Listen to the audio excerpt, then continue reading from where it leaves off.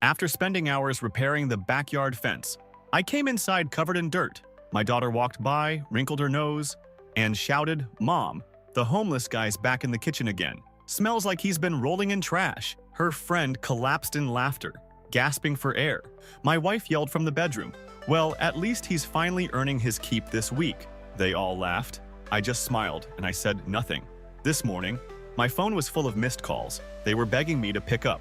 So I'm sitting here in this budget motel room that smells like bleach and someone else's problems, scrolling through 47 missed calls on my phone. That's right, 47. Not even counting the texts that keep lighting up my screen every few minutes. And you know what? I'm not answering a single one. This isn't some random breakdown or midlife crisis thing. Nope. This was the straw that finally broke this camel's back after years of being treated like the household appliance nobody notices until it stops working. Let me back up to yesterday. It was Saturday, and I'd been out in the backyard since 7 a.m. fixing our fence. Not because I particularly wanted to spend my weekend wrestling with rotted posts and rusty nails in 85-degree heat, but because that storm last week knocked down a 20-foot section, and quotes from contractors were running over $1,000. Money we don't have, because my wife Barbara handles the finances, and somehow there's never enough for home repairs, but plenty for her monthly salon visits and Brooklyn's dance competitions. So there I was, 6 hours deep into digging out concrete footings, setting new posts, and rebuilding the whole damn thing by myself. My back was killing me. I had splinters in places I didn't know could get splinters. I was covered head to toe in dirt, sweat, and who knows what else from the ground. But I finished it, and it looked good. I came inside through the kitchen door, absolutely exhausted but kinda proud of saving us a bunch of money and fixing something with my own hands. All I wanted was a cold drink and maybe a thanks from someone in this house. But life doesn't work that way. Not in my house. My 16-year-old daughter Brooklyn was in the kitchen with her friend Magnolia. They were doing that TikTok dance thing they're always practicing. The second I walked in, Brooklyn actually wrinkled her nose like she smelled something dead. Then she looks at her friend, not even at me, and goes loud enough for the neighbors to hear, "Mom, the homeless guy's back in the kitchen again. Smells like he's been rolling in trash." Magnolia practically collapsed against the counter, laughing. Like, full-on gasping for air, tears in eyes laughing. At me, in my own house. And then from the bedroom, my wife Barbara yells back, "Well, at least he's finally earning his keep this week." More laughter, like I wasn't even there. Like I was some joke they'd been sharing for years. I just stood there, covered in dirt from fixing our house, while they laughed. I smiled, said nothing, grabbed a water bottle from the fridge and walked past them to the shower. And that moment, something inside me just quietly snapped. This wasn't a new thing. It was just the latest in a long pattern. Last month, I spent 3 weekends redoing our bathroom plumbing. Barbara complained the whole time about the inconvenience. When I finished, saving us at least $2,000 in plumber costs, she just said finally and pointed out a tiny spot of caulk I missed. Brooklyn hasn't thanked me for anything since she was maybe 10 years old. I pay the mortgage, I pay the utilities, I pay the car insurance. Barbara makes more than me at her marketing job, but somehow that money is her money, while my paycheck is our money. I do all the maintenance, all the repairs, all the yard work. I cook 4 nights a week. I clean the gutters and change the air filters and fix the leaky faucets. And what do I get? I get called a homeless man in my own kitchen by my own daughter, while my wife laughs. So I took that shower, longest shower of my life, just standing there while the water ran over me, thinking about the last 15 years, thinking about how I became the family joke, how I became invisible, except when something needed fixing. I went to bed early. Barbara didn't even notice. She was busy on her phone, planning some weekend getaway with her friends. I laid there in the dark for hours, just thinking, not even angry anymore, just done. At 5 a.m., I got up. Barbara was still asleep. I packed a bag with essentials, just clothes, toiletries, my laptop, important documents. I withdrew $500 from the ATM, my money from my personal account that Barbara doesn't have access to because she never bothered to ask about it. I left my wedding ring on the kitchen counter, right next to a note that just said, "Fix your own fence next time." Then I drove to this motel, paid cash for a week up front, turned off location sharing on my phone, and waited. The first calls started around 8 a.m. I watched them come in but didn't answer. First from Barbara, then from Brooklyn. The first voicemails were annoyed. Barbara saying things like, "Where are you? We need milk and bread." And, "Did you seriously leave over a stupid joke? Grow up." Brooklyn's first text just said, "Dad, Mom's freaking out, whatever." Like she couldn't even be bothered to use capital letters or proper punctuation. Around noon, the tone started changing. More calls, more texts. Barbara, This isn't funny anymore. Where are you? Brooklyn. Dad, come on. I'm sorry about the homeless thing. It was just a joke. By evening, Barbara had called 23 times. Her last voicemail actually had a shake in her voice. Trent, please call me back. I'm getting worried. This isn't like you. Just let me know you're okay. But here's the thing. It is like me. The real me. The me that's been buried under years of being taken for granted. The me that finally decided I wouldn't be the family doormat anymore. I'm not going back. Not tomorrow. Not the next day. Maybe not ever. Unless things drastically change. I called my buddy Gunnar an hour ago. He's the only one who knows where I am. He thinks I should have done this years ago. Says he's been watching Barbara and Brooklyn treat me like garbage at cookouts and get-togethers for as long as he can remember. The plan now? I'm not sure there is one beyond making them understand what life is like without their personal handyman/ATM/emotional punching bag. The mortgage payment is due in a week. The lawn needs mowing. The dishwasher's been making that weird noise that means the pump is going out. Brooklyn has a dance competition that needs entry fees paid. Let's see how they handle it all without me there to fix everything. My phone just lit up again. That's call number 48. Barbara again. I'm turning it off for the night. I'll update tomorrow after I talk to a lawyer about my options. Not looking to burn my life down completely. Just make them realize I'm a person. A husband, a father. Not some homeless guy they can laugh at after I spend all day fixing their problems. Anyone else ever just disappear to teach their family a lesson? Or am I truly losing it here? Update 1. It's been 2 weeks since I walked out of my house after being compared to a homeless person by my own daughter while my wife laughed along. 2 freaking weeks. And let me tell you guys, it's been the most eye-opening 14 days of my entire life. So first off, I'm still at the motel, but not the same one. I switched after 3 days just to be safe. Barbara drove by the first place twice looking for my car. How do I know? The front desk guy actually called my room to warn me. Apparently she came in crying and showing my picture around, saying I was missing. And she was worried sick. Yeah, right. The calls haven't stopped. 73 missed calls as of this morning. 73. The voicemails evolved from annoyed to worried to desperate to straight up begging. I finally texted Barbara on day 4 just to say I was alive and needed space. That's it. Just so she wouldn't file a missing persons report or something equally dramatic. Her response? 6-paragraph text about how I was being childish and selfish, and how Brooklyn was devastated that I'd leave over one little joke. Not one word about maybe, just maybe, they'd been treating me like garbage for years. Not one single apology for laughing at me in my own kitchen after I'd spent the entire day working on our house. So anyways, the most important thing I did that first day was call Gunnar. He's been my boy since high school, the only real friend I've managed to keep through marriage and parenthood. Barbara never liked him, said he was immature because he's still single at 42. Truth is, he just never settled for someone who treats him like crap.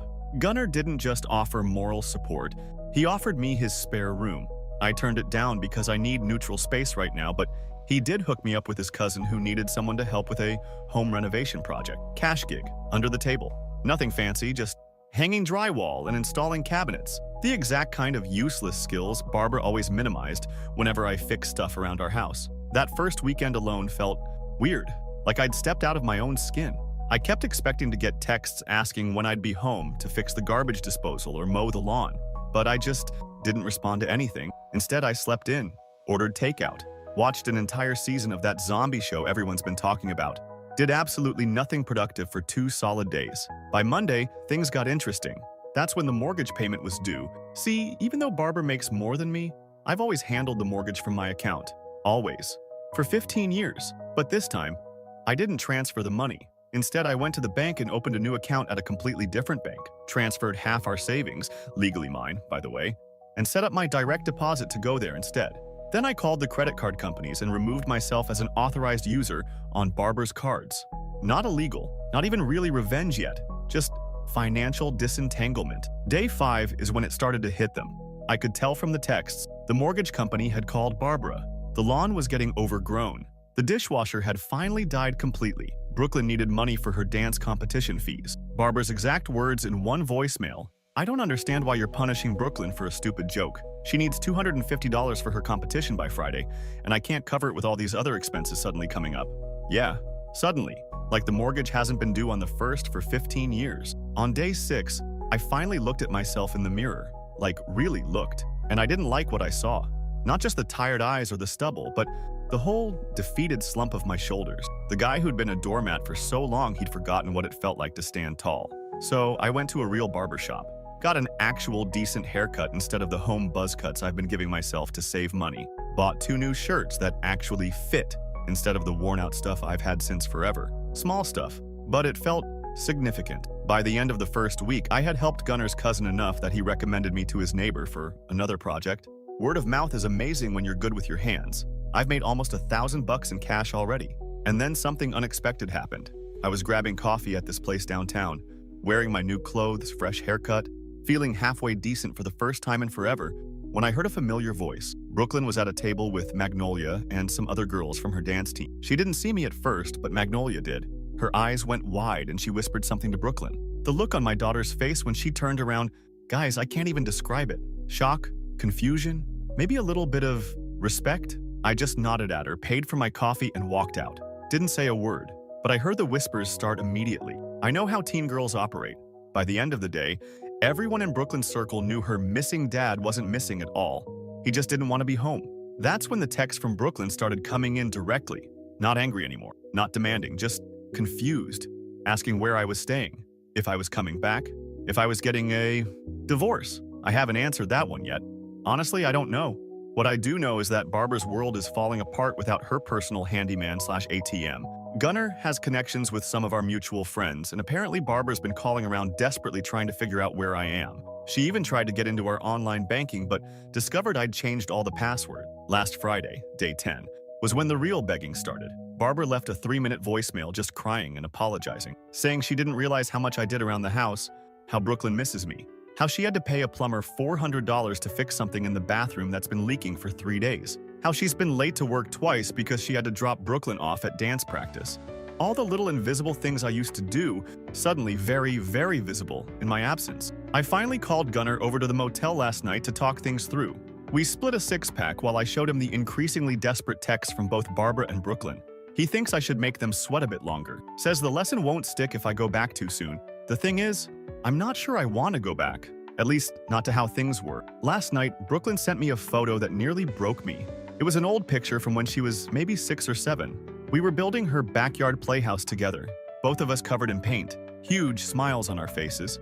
Her message just said, "Remember when we used to do stuff together? I miss this, Dad."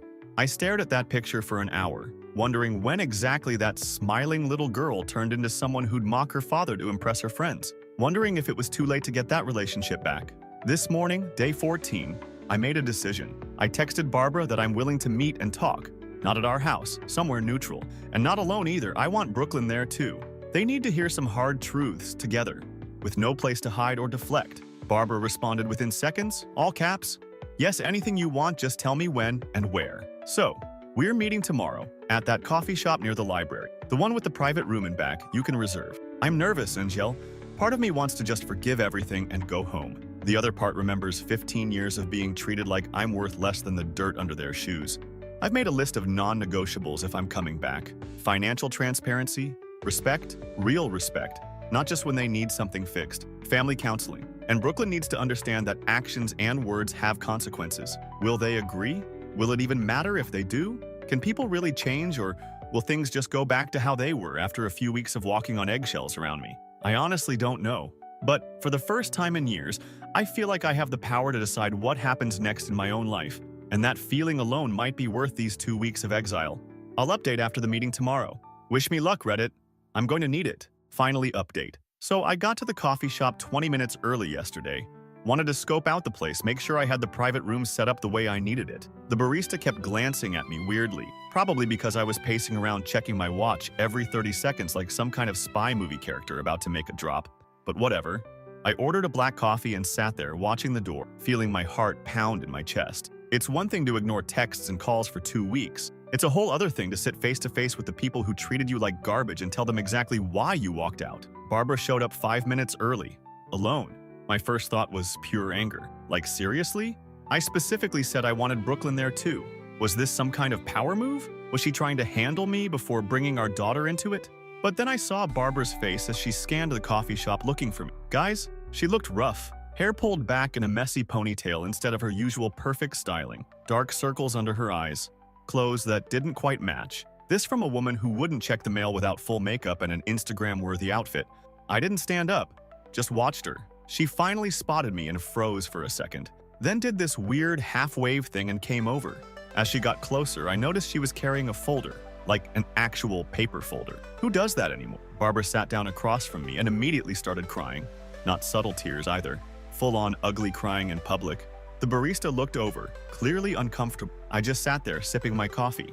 Let her get it out. When she finally calmed down enough to talk, the first thing she asked was where Brooklyn was. I reminded her that I had asked for both of them to be here. Barbara's face did this thing where it kind of crumpled. She explained that Brooklyn was waiting in the car. Apparently, our daughter was too embarrassed to come in, too afraid of what I might say. So I told Barbara to text her and say either she comes in now or I walk out again. Harsh maybe, but necessary. 5 minutes later, Brooklyn slouched through the door. Hoodie pulled up, eyes on the floor. She slid into the chair next to Barbara without looking at me. The three of us just sat there in awkward silence for what felt like forever. Finally, I asked them a simple question.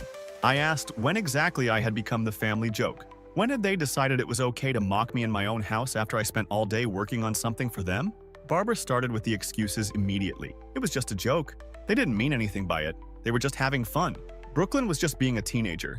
I couldn't believe she was still trying to minimize it. So I pulled out my phone, scrolled through a few things. Then I placed it on the table and played an audio clip. It was from Christmas last year when Barbara was talking to her sister in the kitchen. Didn't know I was within earshot. She was laughing about how I'd spent 3 days installing new kitchen cabinets and how pathetic it was that I was so proud of saving money instead of just hiring someone like a normal person. Brooklyn's eyes went wide. Barbara's face went pale. Then I played another clip. This one from Brooklyn's room 2 months ago. Her door was partly open when I walked by. She was on a video call with Magnolia, laughing about how her dad was such a loser for fixing the washing machine himself instead of buying a new one. Yeah, I'd been keeping receipts for months.